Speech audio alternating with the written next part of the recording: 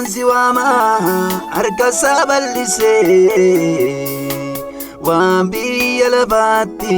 maaltu si dhibbisee kottu gooftaan si waama harkasaa bal'isee waan biyya lafaatti maaltu si dhibbisee Araara qabeessa hiikamsatti suuta maaloo sarraa kanaan garuu fooniif lubbuun duuta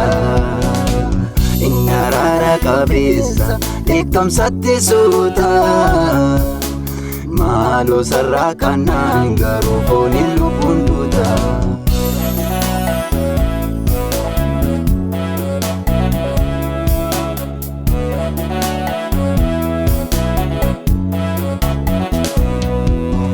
Dadhaboota gargaara gaddeebi'oota laala fuula isaatti gajjeedhi kun hundumaarra caala gaarummaa barjummaa isaa mi'eeffattee argite lafanni ol si kaasee har'a maaliif dagatte gaarummaa barjummaa isaa mi'eeffattee argite lafanni ol si fuudhee har'a maaliif dagatte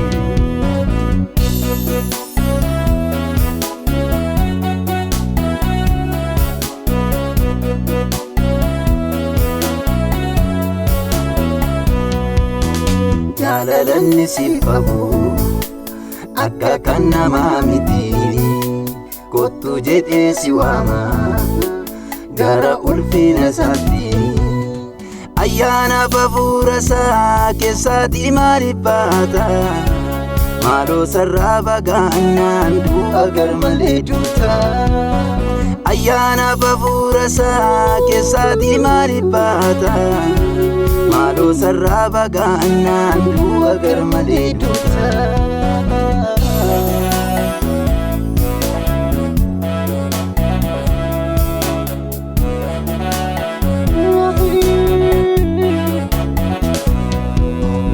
Anaaf ta'ii argira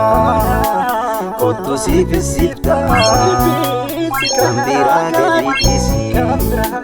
Yesuus duwwaan si ga'a kan gooftaatti of kennee eenyufaatu yella'ee isa faana kan deemneef yaadni kee maaf wal ta'e kan gooftaatti of kennee eenyufaatu yella'ee isa faana kan deemneef yaadni kee maaf wal ta'e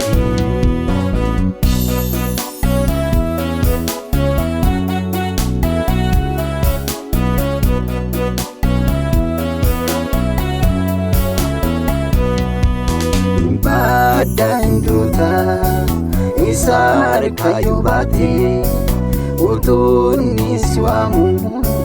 maaliif karaa buutee yaaduu koo deebi'ii si wayyaa manasaa sayyoo nagdee injiroon akkasaa yaaduu koo deebi'ii si wayyaa manasaa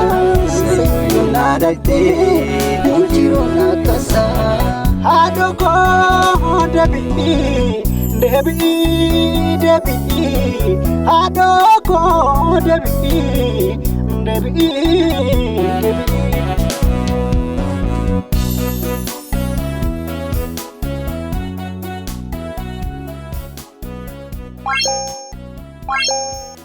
What?